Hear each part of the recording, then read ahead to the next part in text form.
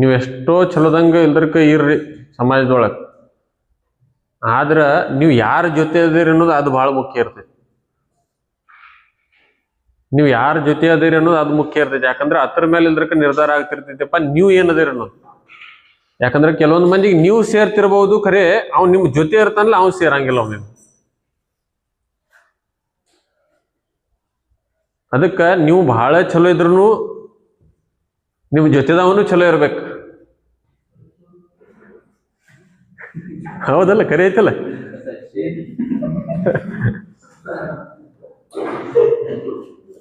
ನಿಮ್ ಜೊತೆದವ ಇಲ್ದ್ರಕ ಕೆಟ್ಟದ ಇದನ್ನದಾನ ಸ್ವಭಾವದಾವ. ನಿಮ್ಮ ಜೊತೆದವ ಏನದಾನು ಕೆಟ್ಟ ಸ್ವಭಾವದ ಅದಾನ, ನೀವು ಬಹಳ ಚಲೋವಾಗಿಸ್ತೀರಿ ಅಂದ್ರೂ ನೀವು ಕೆಟ್ಟ ಆಗ್ತೀರಿ. ಯಾಕ? ನಿಮ್ ಸಂಗತಿ ಕೆಟ್ಟ ಐತಿ ಅಲ್ಲಿ